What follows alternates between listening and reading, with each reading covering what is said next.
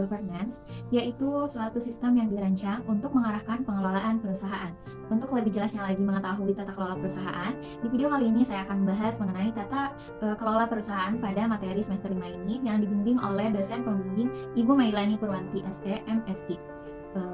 Sebelumnya saya izin memperkenalkan diri, nama saya Selvi Rahmawati dengan nomor induk mahasiswa 102221170 dari jurusan Akuntansi S1 kelas C3 Akuntansi dari Universitas Teknologi Digital. Pada video kali ini saya mengambil contoh dari salah satu perusahaan, yaitu perusahaan PT Citos International Tbk. Materi yang pertama yang akan kita bahas dari PT Citos International Tbk ini adalah corporate governance. Berdasarkan kesadaran tentang pentingnya tata kelola perusahaan yang baik, maka perseroan berkomitmen untuk terus meningkatkan kualitas penerapannya secara konsisten, berjalan dengan nilai-nilai yang dianut dan pertumbuhan usaha perseroan. Peningkatan penerapan GCG ini diharapkan dapat menjaga kestabilan fungsi pengelolaan perusahaan dan organ-organ tata kelolanya sehingga seluruh kegiatan usaha dapat berjalan pada koridor yang tepat dan benar. Pada akhirnya, hal ini ditujukan untuk dapat memampukan perseroan menghadapi persaingan usaha yang semakin ketat dan menjaga keberlangsungan usaha dalam jangka panjang.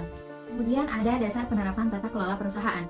Yang pertama ada Undang-Undang Republik Indonesia Nomor 40 Tahun 2007 tentang perseroan terbatas. Yang kedua ada Peraturan Otoritas Jasa Keuangan Nomor 21 atau yang disingkat dengan POJK Nomor 4 2015 tentang penerapan pedoman tata kelola perusahaan terbuka. Yang ketiga ada Pedoman Umum Good Corporate Governance Indonesia yang dikembangkan oleh Komite Nasional Kebijakan Governance atau yang disingkat dengan KNKG. Yang keempat ada Anggaran Dasar Perseroan. Kemudian yang kelima ada Pedoman Kerja Direksi dan Komisaris. Yang keenam ada Piagam Komite Audit. Yang ketujuh ada Piagam Komite Nominasi dan Remunerasi. Yang kedelapan ada Piagam Audit Internal. Yang kesembilan ada Kode Etik. Yang ke-10 Kebijakan Sistem Pengendalian Internal. Yang 11 ada Kebijakan Manajemen Risiko. Dan yang terakhir ada pedoman dan kebijakan perseroan lainnya terkait tata kelola. Pada materi GCG ini ada yang dimaksud dengan Dewan Komisaris. Dewan Komisaris bertanggung jawab kepada pemegang saham untuk melakukan pengawasan atas kebijakan dan jalannya pengurusan maupun kegiatan usaha perseroan, serta untuk memberikan nasihat kepada direksi. Pada praktiknya, peran Dewan Komisaris ini sangat penting dalam memastikan terselenggaranya GCG dalam setiap kegiatan usaha perseroan pada seluruh tingkatan atau jenjang. Ada yang dimaksud dengan pedoman kerja. Pedoman dan tata tertib Dewan Komisaris diatur dalam Pedoman Kerja Direksi dan Komisaris yang telah disahkan pada tanggal 18 Mei 2015. Secara garis besar, pedoman kerja terkait Dewan Komisaris mengatur komposisi, pengangkatan, pemberhentian, masa jabatan, tugas dan tanggung jawab, kemudian serta rapat. Informasi lebih lanjut perihal isi pedoman ini dapat dilihat pada situs web Perseroan. Penyusunan Pedoman Kerja Dewan Komisaris telah disesuaikan dengan Anggaran Dasar Perseroan, peraturan yang berlaku bagi perseroan dan praktik-praktik terbaik implementasi prinsip-prinsip GCG, prinsip-prinsip hukum korporasi, peraturan perundang-undangan yang berlaku, serta arahan dari pemegang saham. Nah, yang kedua ada tugas dan tanggung jawab. Yang pertama yaitu ada Direktur Utama. Direktur Utama yaitu memimpin sekaligus mengelola dengan membuat kebijakan-kebijakan strategis serta menyetujui anggaran tahunan perseroan dan melaporkannya kepada pemegang saham. Selain itu, berfungsi sebagai koordinator dan pengambil keputusan dalam menjalankan pengurusan perseroan. Lalu apa aja tugasnya? Pelaksanaan tugas, Direktur Utama telah mengkoordinasikan berbagai hal, khususnya yang pertama yaitu penyusunan rencana dan anggaran kerja. Yang kedua ada pencapaian progres kerja masing-masing direktorat. Yang ketiga ada pengambilan keputusan strategis terkait penetapan harga, pemasaran, bisnis proses.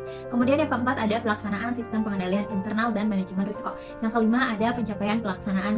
Dalam sebuah perusahaan, yang dimaksud dengan tata kelola perusahaan, ada yang dimaksud dengan corporate secretary. Corporate secretary memiliki posisi strategis sebagai penghubung perseroan dengan pemegang saham dan seluruh pemangku kepentingan, memastikan kepatuhan terhadap peraturan perundang-undangan, dan administrasi pengambilan keputusan. Kedudukan sekretaris perusahaan berada di bawah Direktur Utama sehingga pengangkatan dan pemberhentiannya menjadi wewenang Direktur Utama. Pedoman kerja Corporate Secretary yaitu berpedoman pada Anggaran Dasar Perseroan dan Peraturan Otoritas Jasa Keuangan Nomor 35 yang disingkat dengan POJK Nomor 4 Tahun 2014 tentang Sekretaris Perusahaan Emiten atau Perusahaan Publik. Ada tugas dan tanggung jawab sekretari. Yang pertama itu tugas dan tanggung jawabnya yaitu mengikuti perkembangan pasar modal, khususnya peraturan perundang-undangan yang berlaku di bidang pasar modal.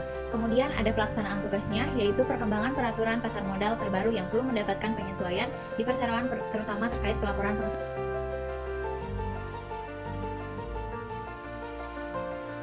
Tata kelola perusahaan ini ada dimaksud dengan sistem pengendalian internal. Apa yang dimaksud dengan sistem pengendalian internal? Dalam perusahaan PT Citos International Tbk ini, sistem pengendalian internal adalah dirancang untuk memberikan keyakinan, assurance kepada pemangku kepentingan bahwa segala sistem, prosedur, kaidah, dan norma telah dijalankan dengan tepat dan benar. Dengan manajemen pengendalian internal yang strategis, perseroan dapat dengan mudah meningkatkan keandalan dari informasi keuangan, efisiensi dan efektivitas dari kegiatan operasional, kepatuhan terhadap hukum dan peraturan yang berlaku, serta penjagaan aset. Melalui sistem pengendalian internal juga, perseroan dapat meraih manfaat positif dari praktik GCG.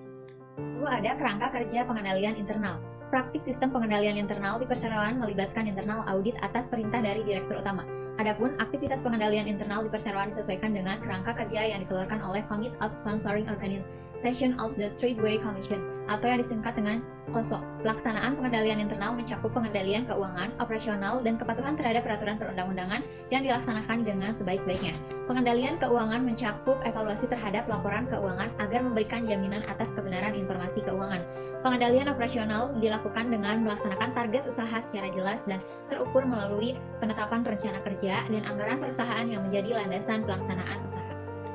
Tinjauan atas efektivitas sistem pengendalian internal.